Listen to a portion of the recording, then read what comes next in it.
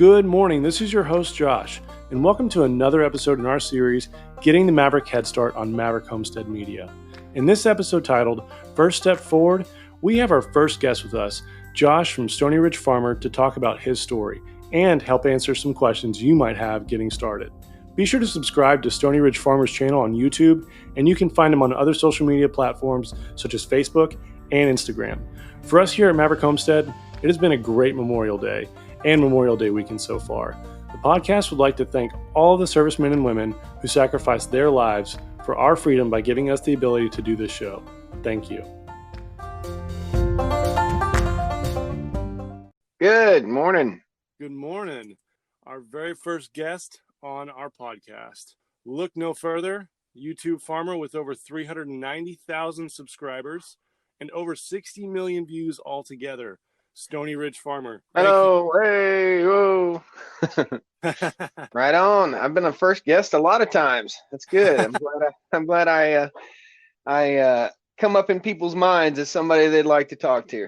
Yeah, for sure. Our conversation, I really have enjoyed. You're a really down to earth person, and I definitely see why your subscribers follow you. So it's really cool. I'm really excited to chat with you today. So right on. If y'all have any questions or comments for Stoney Ridge Farmer, please leave them in the comments section, and we'll do our best to answer as many as possible after the show. Yeah, that sounds good. Would you like me to give a little introduction to myself for those folks that scratching their head saying, who is this guy, man? I don't know. This guy, who is this dude? Some guy sitting in the So I'm Josh. I'm otherwise known as a Stoney Ridge Farmer here on YouTube. I'll give you a little history on me and a little history on the YouTube channel. And, I have YouTube, Facebook, Instagram, Twitter, the whole social media works of it all. So I grew up in rural Virginia on a cattle farm, and we had about 360 something acres on one farm and about 380 acres on another farm. And Grandpa had cattle, but Grandpa also worked a job in town, and Dad ended up taking care of the cows. So up until I was about 10 years old, we always had cows on the farm. We had a unfortunate deal happen with eminent domain, and the city came and basically took a 360 something acre farm and turned it into a 100-acre farm, in the blink of an eye. And they built a quote unquote water treatment plant, which the water was the water that comes out of the bottom of the toilet water. Not cool. We had a 1 mile stretch of the Smith River up in Virginia, which is Virginia's or was known as Virginia's premier trout fishing river. It was the #1 trout fishing river in the state of Virginia. And the government came in and decided that they're going to build a sewage treatment plant. So we lost a whole lot of the farm. Grandpa sold it. I mean, they didn't take it, they paid for it, but it kind of turned our worlds upside down on the farm, and it turned upside down my opinion of government control of things too, at a very young age. So fast forward a few years, I'm from a broken home, I guess. A broken home. My parents, much like a whole lot of folks' parents, they couldn't make it work. So at about age 13, I went with Mom, and we left the farm and started living a different life.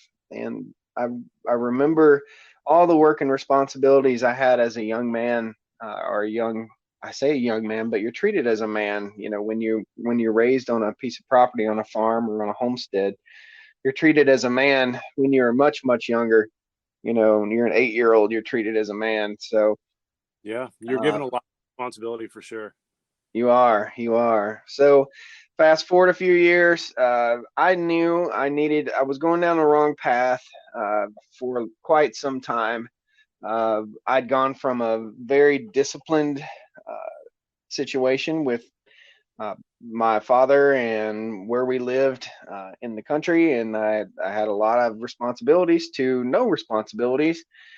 And I just kind of gave up. I kind of I was a straight A student until about age 14, like ninth grade, 10th grade, and I just kind of fell off the wagon there and started hanging around with a crowd that wasn't who I should have been hanging around with. But I think growing up, it's much easier. And I don't know if you wanted to get into all this, but this is here we Yeah. go.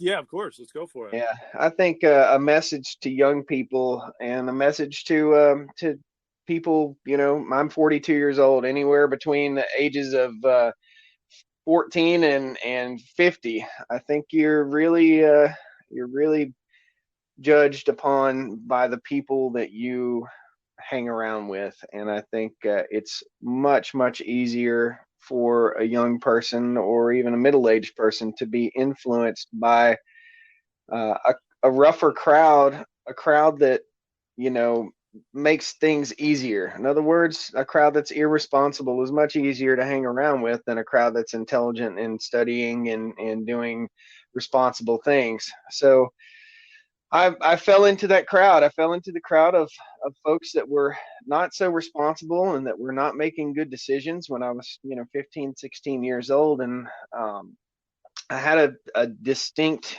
problem, a distinct drinking problem at age Yeah.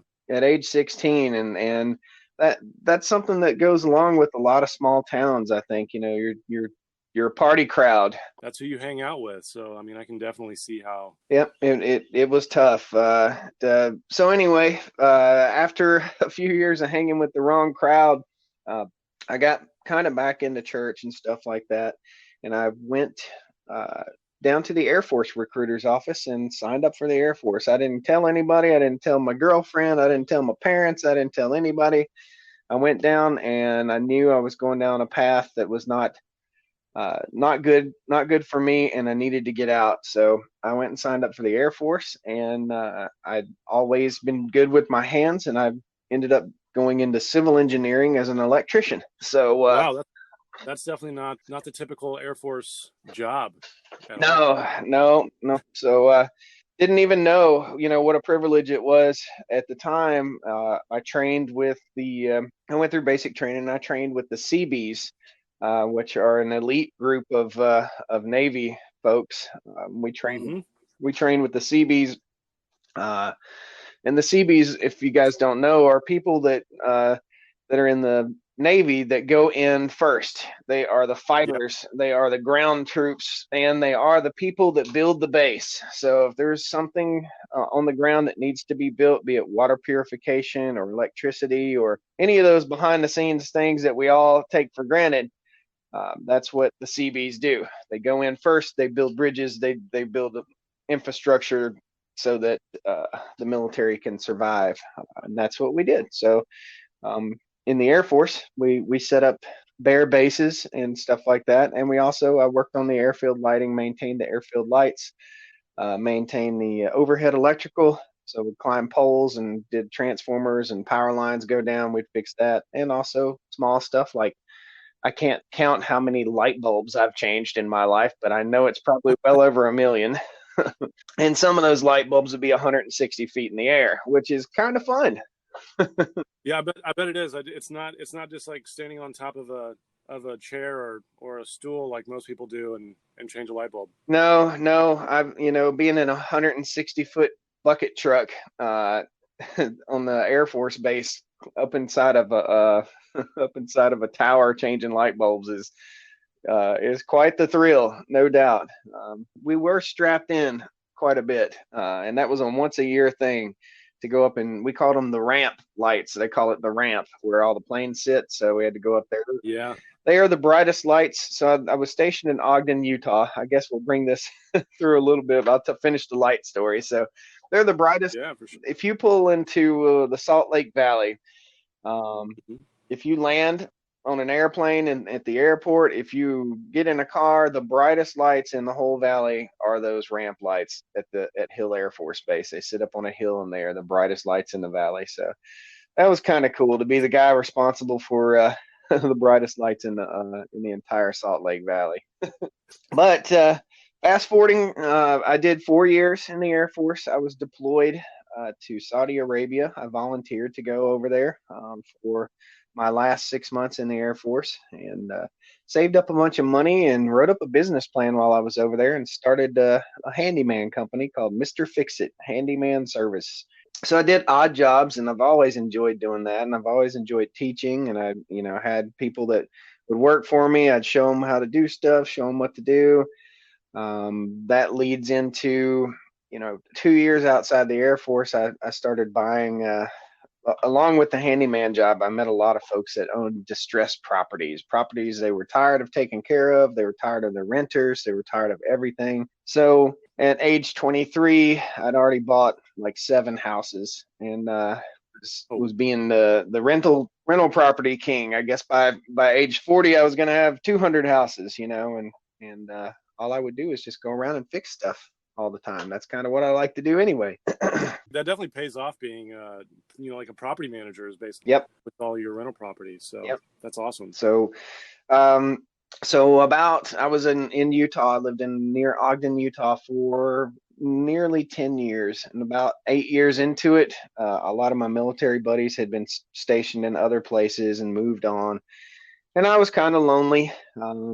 At nighttime, I DJ'd, so I had a DJ business on the side, along with the rental properties, along with the handyman thing. I would DJ at night and karaoke DJ and play open mics and all that stuff. So I don't sit still very well. So fast forward a little ways further, and we get into 9/11. So 9/11 hit, and I didn't have hardly any work for about 6 months. I rented a car, drove from Salt Lake to Canada and down to Mexico. I just went on a sabbatical. I had to find myself, So I found myself, and I found myself wanting to move closer to home. And I also found myself in a pickle where I felt like I needed to go on and get myself a degree and use my GI Bill. So I started out in pre-med as a microbiology major, and I moved over into nursing. My sister was a registered nurse, and I'm a registered nurse now. So after about 6 years of school, I've got my degree as a registered nurse, and I've been a nurse for close to 13 or 14 years now. Oh, wow. Yeah. That's definitely something that is really good for our listeners to know, and just anyone to know. Whenever you get into a line of work, if you sit still, if you're complacent, then that means you're not growing and you're not pushing yourself to grow. And so that's really cool to see that you weren't sitting still at certain times. You were pushing yourself, and you got your nursing degree, out of it. So that's really awesome. I respect that. Yeah. I thank you. I think life leads us down many, many paths, and I think that finding your path is pretty much the goal for everyone's life, is to find that path that puts a smile on their face and makes them happy. So I moved from, this is a long story, I guess, but I moved from Utah back in 2006. I moved back from Utah to Virginia. I grew up in South Central Virginia in a town called Martinsville. It's a NASCAR racetrack town. Moved back there, I sold off all my rental properties out west and moved back and started buying up rental properties here close by. And I still live about 15 minutes from Martinsville, Virginia now. So in the meantime, I met my wife, and we got married. I met her at work, which is probably not the best place to meet people, but I worked in the intensive care unit, and I was still living that kind of party life. And I had, my life was kind of changing a little bit. So I had an apartment smack in the middle of downtown. I mean, this does not sound like the Stoney Ridge farmer that you know on YouTube. I had a BMW M3. I thought I was hot stuff. I had a Volkswagen Westfalia camper van that I traveled around in, and I raced mountain bikes. And enjoyed that. Again, I don't sit still very, very good. So I raced mountain bikes for several years, was the state champ of several states here. I won't go into a whole lot of detail there, but in the meantime, I met my wife at work, and we went out on our first date, and I told her I wanted to get back to the land. I'd already purchased a small house, a little 1,400 square foot house with a third of an acre, like a double lot backyard. And I'd already started gardening a little bit and learning about soils and I kind of became obsessed with composting and gardening and chickens and honeybees. I took a course on how to have honeybees, and I had a third of an acre in the middle of the city with like 15 stands of honeybees, and all my neighbors thought, Well, yeah, apiary, huh? Is that what I believe that's the right that term is the for it? right term for it. An apiary or a drive your neighbor's apiary. I was driving. It was the honeybees would swarm. They would go out to paint their deck, and the bees would be all over their deck trying to eat the paint or whatever. It smelled sweet, I guess. So I had Yeah. those a few little troubles there. Uh, but I sold veggies on the honor system out in front of my house, and I just felt a serious calling back to the land and getting my hands dirty, getting my hands in the soil and learning about soils and about regenerative agriculture and how everything worked holistically together. So, like in my backyard, I had a compost set up. Every day I went to the health food store and I got all their organic scraps and I poured them in the composter, and then I covered it up with leaves, with about an inch of leaves, and worms would come in and just decimate the entire thing. So like there'd be a potato there, and the entire potato would be the shape would be worms. It would just be a ball of worms shaped like a potato, and if you broke it in two, it was just all worms. So That's definitely something that we really want to do on our homestead is incorporate an earthworm composting system, and I think that's really crucial to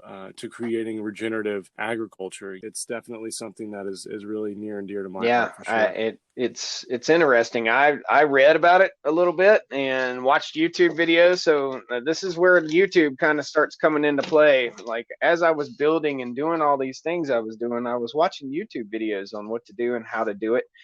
And I came across, a lot of folks like Off Grid with Doug and Stacy. Wrangler Star was kind of the original homesteader in my mind. And just other YouTubers that have been around, the Fat Bee Man, and I watched these guys and I admired what they were doing, but it never crossed my mind until about a year into keeping bees that, hey, you know what? I think I could make YouTube videos. So I bought a little camera and I never did it. I didn't know what to do. I just, Yeah, I didn't no, know where I to just start. didn't know where to start. And really the place to start was just picking up the camera and going out and doing what it is that I do and talking about it. So it took Yeah. me 4 more years to have met my wife, married my wife. We started looking for land for about 20 acres outside of town, something that was affordable. It wasn't going to break the bank, something that already had a house on it and fences, some Turnkey. little Really. turnkey little place. Well, every place we went to look for either didn't have a house or it did have a house, or the land was like $10,000 an acre, which was absolutely absurd for us to do what we're going to do. So we just kept scratching our heads like, what do we do? What do we do? As I worked in the hospital, I came across a whole lot of folks that lived in my local county that I live in now. And I met this older fella. His name was Clyde. I worked on the heart unit. And I asked Clyde, I knew he was only 20 minutes from where my parents lived. And I said, hey, you don't happen to know anybody selling any land up that way, do you? And he said, yeah, me. I said, well, would you like to take one of my business cards and give me a call once you get a little better from being in the hospital, Grandpa? Man, this is kind of an awkward conversation. So, long story short, Clyde got home. He got better, and he called me about 2 months later, and I went up and looked at this overgrown, complete disaster of a briar patch that I had to have a four-wheel drive truck to get 100 feet up the driveway. My mind was blown. I was like, oh my goodness, what a mess. This place is a disaster.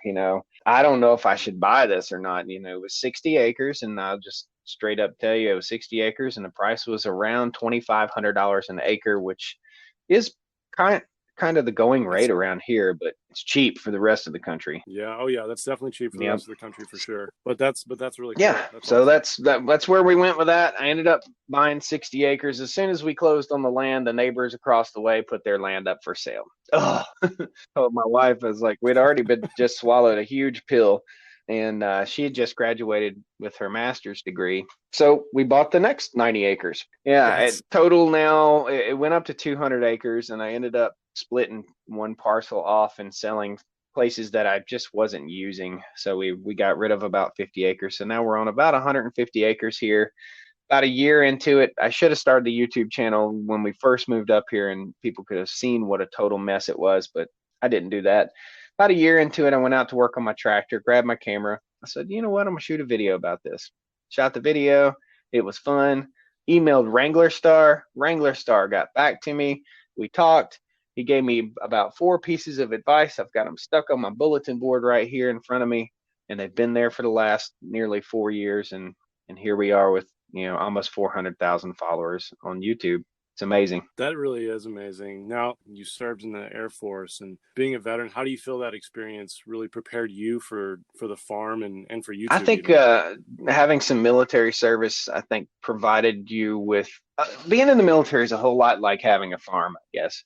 You have to do stuff whether you like it or not. You've got to, with homesteading or Oh, yeah. farming or whatever, you have to do it whether you like it or not. You've got to get out there and fix that fence if a tree falls on it.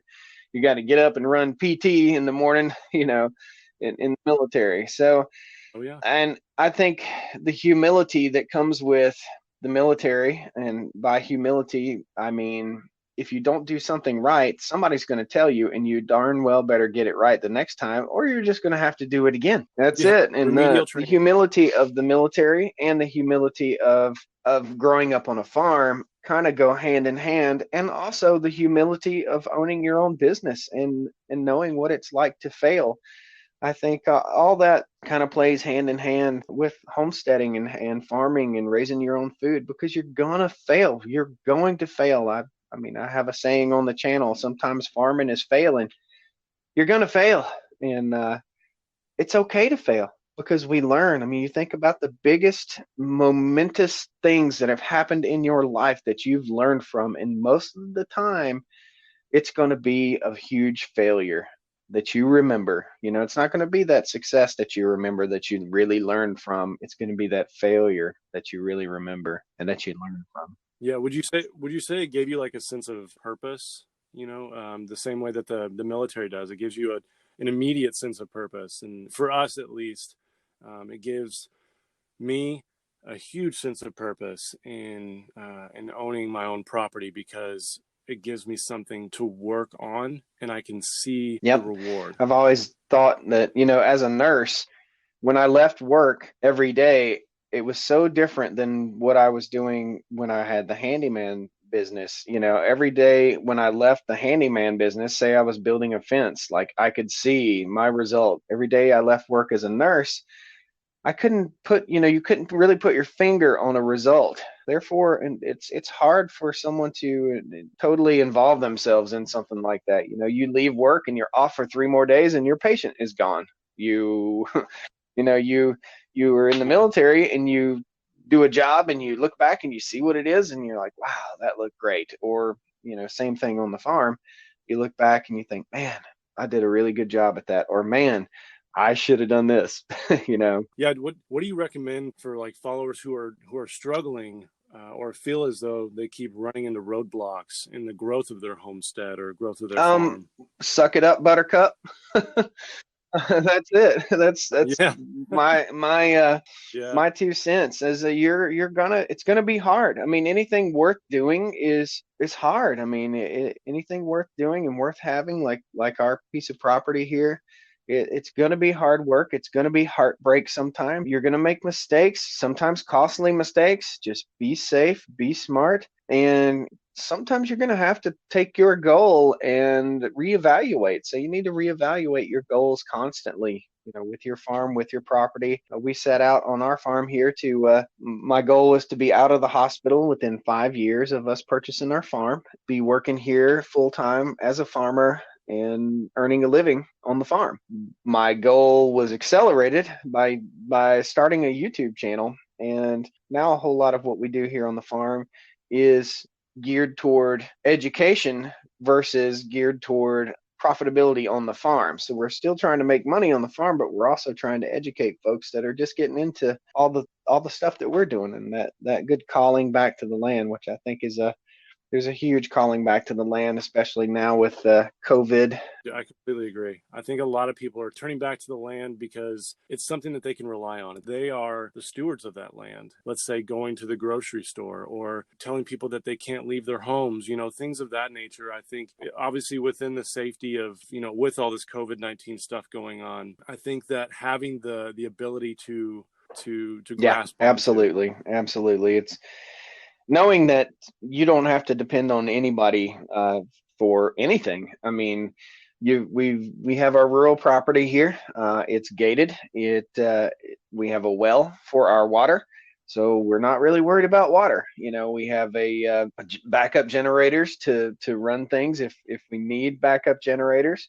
We have our food stores that we've canned and frozen over the years. So, like this year, we're doing 50 meat bird chickens. We're actually doing 100 meat bird chickens this year. Last year, we did 50. 50 birds is enough to feed, how many chickens can you eat? I guess there's 52 weeks in a year. So 50 birds is enough to feed your family for a year. I think that, especially with the lack of food in the grocery stores too, a lot of people are learning how to ration food and figuring out what is truly important versus what is a desire or a luxury. And so with your meat chickens, I think that's really cool because it allows you the ability to essentially a plan of saying, okay, hey, well, this week we're just going to have chicken and we can still feed our family from our, from our hard and work. every day leaving the world a better place than it was when you started, leaving the world a more beautiful place than it was when you started, building the land and taking care of animals and making the world a better place every single day is something that's really important to me, and I think should be important to everyone, whether it's when you're walking through a parking lot picking up a cigarette butt or a piece of trash, or whether it's planting a tree or planting grass or planting corn or whatever, building a fence, building a road, every day making the world a better place, and knowing that Mother Nature's always against you. Mother Nature is fighting you tooth and nail, like always fighting Mother Nature, but that's okay. Yeah, it really is. And the saying, no good deed goes unnoticed. A lot of people say, well, I didn't get the recognition that I was looking for, or I didn't, have this specific person notice. With farming, I feel like it's so true. No good deed goes unnoticed. Let's just say, for example, you wake up and the first thing you do is clean and feed your animals. Make sure that they are taken care of before you're taken care of. And I think that when you're taking care of your animals, you have a sense of accomplishment already, and it's only, 7 a.m. for some people, 6 a.m. for some people. And that should be enough recognition for you as a homesteader or a farmer. Or yeah, absolutely. So I think that's important. Absolutely. What learning tools do you think would be helpful for the listeners, as a farmer and a business owner, that they could use to help them in their business or homestead? I think it starts with who you are. I think the biggest piece of advice that I could give to someone, and hopefully this is answering the question, but the biggest piece of advice that I can give someone is, before you make an investment in land, before you make an investment in your homestead, before you make an investment in a house or any of that, you need to make an investment in yourself. You need to make yourself a valuable commodity. That's why, hence the nursing degree, the handyman business, all of that kind of plays into making yourself a valuable commodity for others. Once you've made yourself a valuable commodity, then start building your empire around yourself, in my opinion. So, making yourself valuable, I think that's really important for anyone out there. Or you go take an educational class in soil, like what you did. You allow yourself the ability to open up and soak in as much knowledge as you can from as many people as you can, because I believe that if you have a network, a really strong network, that can get you a lot farther and vouch for you in your business. So I do agree with you 100%. Yeah, absolutely. You have to value yourself. And to be clear, I mean, to start a farming operation, if your dream is to start a business in agriculture, you don't have to it's not as complicated. You can make it as complicated as you want to make it, but you don't have to start an LLC, necessarily to get started. You don't have to do all that stuff. You can just go over to your local USDA office and get yourself a farm number and get set up and file it on your taxes as you start building your farm. And there's just a whole lot behind the scenes that you can do, and it's all about research, reading, listening, watching YouTube videos. Even we touch on so many topics on the YouTube channel, as it pertains to buying land, or as it pertains to we're working on like figuring out how in the world do you get grants. There's all this government money out there that's for folks, and I haven't figured out. They make it sound like every farmer, it's raining money down on the farmers, subsidies and stuff like that. But I honestly, and veterans too, but I honestly haven't found anything that's substantial and concrete when it comes to any kind of help whatsoever. So you're on your own. I mean, you're on your own. So make sure it's not like going and getting a liberal arts degree. In other words, you're going to go get a degree in seasonal bear migration or something like that. You better find a market for what it is that you're doing, or you're going to go belly up and you're going to work yourself to death. I've got a local guy here that just bought like 50 acres, and he tilled up and planted garden vegetables in about 15 acres. Yeah, his first year in this small town that we live in, he just dug in and went wild with it.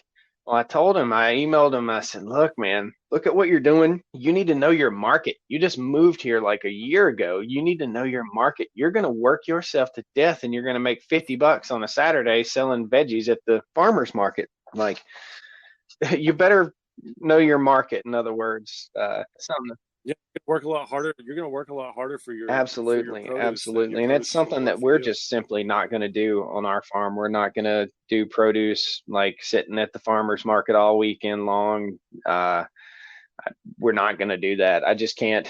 That time is the most valuable commodity that we all have, and I can't sit for a whole day and make $200 or net $200 at the farmer's market. You just can't do it and survive. Well, is there any new and exciting news that you want to share on the podcast, like new structures? Well, we have our 9 cows right now, and we're in the process of building some more fences. I'm actually getting ready to go hook up the post driver, playing a little catch up. We had a lot of rain, about 9 inches of rain over the past 3 days. So all my ponds have overflowed. The creeks have run over their banks, everything. So kind of just playing clean up a little bit right now. We've got a Wood-Mizer sawmill on the way. We've got a Wood-Mizer LT40 coming. So super excited about that. Start milling up some of our own lumber here on the farm so we can build some barns and some structures that we really need. We need to be able to get our cows into a barn. So, it's just building farm, building garden, going through the garden every morning with a hoe, getting the weeds, getting wood chips dumped out here on the farm so I can put amendments in the soil. It's just nonstop, always something. We're about to build somewhere in the neighborhood of 300 bird houses to put around the farm so we can get our bluebirds back, so we can get our barn swallows and tree swallows back so that they'll control insects on our farm without sprays and chemicals. So there's a lot going on, man. There's always. Yeah, we actually are bringing in bats into near our pond, and I know that their manure is nitrogen rich, and so it's really good for the soil, and we're excited about that. But also too, I was doing a little research on bats, and apparently they eat up to 8,000 insects in a night. One bat eats 8,000 insects. We put bat houses from Tractor Supply actually right next to the pond, and we're hoping that we get to see some really awesome bats fly in there and do what they do best. And they're right next to our duck house. So I definitely get, going the more natural route instead of using all these that's our goal, our total goal. So when we first, we've got some more land that we've just cleared, and I actually have a bulldozer coming in 2 weeks to start clearing some more land and build some more ponds. We've got 6 creeks on our property here, and I want water, water, water, water, storage, water, slowing water down to keep it from eroding. This entire venture is water and sunlight. So we're really trying to keep the water on the land, keep the water here on the farm that falls, and harvest that sunlight to make those little cows out there, those little beef caterpillars out there, just crawling around, eating grass and making beef. Beef caterpillars, I like that. That's nice. Is there any other info or anything like that that you feel would be helpful? Just don't give up. To Keep our at it. listeners out there? Sometimes you've got to check your dreams. In other words, you can have the dreams that you have, but you want to be flexible in your dreams, because sometimes you dream the wrong dream. So you better be prepared. Be prepared to fail. Be prepared to be flexible. If you're interested in starting a YouTube channel along with your adventure, you need to do some research. You need to study up, and people love following a journey like this. People enjoy it. I think it provides some dose of reality. Social media, as awkward and odd as it is sometimes, I think it provides a dose of reality for people, real people that are doing real things that are that's super special. And keep on watching YouTube, keep on watching the real world and what's really going on, and educate yourself. We live in an age of information, and it's absolutely ludicrous to be ignorant of that information. You can take the time that you're sitting on the couch, watching the Kardashians or whatever. I don't even know what a Kardashian is or what it looks like. So if you showed me a picture, I've heard of Kim Kardashian. If you showed me a picture of Kim Kardashian, I would have no idea who that person is. So, I mean, take those people that don't matter and put them aside, and think about the people that do matter. Think about family. Think about the future. Think about a 100-year plan, not a 2-year plan or a 6-month plan. But that's what we're doing on our farm, is a 200-year plan. So yeah, you have to think generational, especially when it comes to farming. I mean, you don't ever hear of someone saying, "Oh, well, I started off my farm and I accomplished every single thing that I wanted to do. There's not a single thing more." And you don't hear that. Typically, the individuals that do have a lot of things accomplished, it's because it's been in their family for generations and generations. It's a very generational style business. So that's a big reason why we love farming as much as we do, is because it is something that you're truly able to pass down to your kids. I do respect farmers for doing that, because it's a nonstop. Nope, and it's a grind. You don't get to recover. You've got to keep your eyes open for opportunity. The video that we did last Sunday is at a 5th generation dairy farm, and it's called Reedy Fork Farm. It's here in Elon, North Carolina, and we went through the grain operation that they have. So about 10 or 15 years ago, they started an organic grain operation to go along with their dairy operation. And now the organic feed is way overstepping the dairy for the income for their farm. So it's amazing. You've got to roll with the punches. You've got to stay with the times, and you've got to keep your eyes open for opportunity all the time. You really do. You really do. And that's the only way you're going to really grow. Well, Josh, I think that's really all we had for you here. Thank you so much for your service. I really do appreciate it. And thank you for being the very first guest on Maverick Homestead Media Podcast. Yeah. And we all appreciate your time. I definitely do. We hope to have you back on, and we're so excited to see what incredible things you're going to do. And be sure to go check out Stoney Ridge Farmer Josh Draper on YouTube, and also on his social media on Facebook and Instagram and other social media platforms. He's a phenomenal resource for anyone who's looking at how to do things. So we're really excited to see what he's got in store for us next. We wish you Thank you. I appreciate you having me on. Josh. So best of luck. So much again.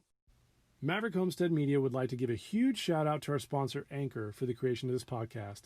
If you haven't heard about Anchor, it's truly the easiest way to make a podcast literally anywhere. The best part is it's completely free. There are so many creation tools to customize your very own podcast.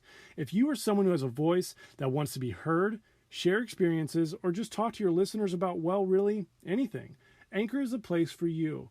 Not only are they completely free, they will distribute your podcast to Spotify, Apple Podcast, and so many more. Another great opportunity with this podcast is that you can make money quickly with minimum listenership. All your podcasting desires wrapped up in one place. Be sure to download the free Anchor app or go to anchor.fm. That's anchor.fm to get started.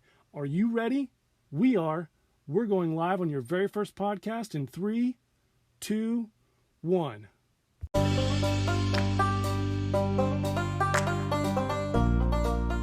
To all the listeners and new followers, we'd like to thank you for tuning in with us, and hopefully y'all enjoyed the show as much as we did. Be sure to follow us and share this podcast with everyone you know. We're just getting started. We hope you have a happy Memorial Day and enjoying time with your friends and family. You can check us out on Spotify, Google Podcasts, Radio Public, and Breaker. Now go out, be the change, be a trendsetter, be a maverick. Ready, set, farm.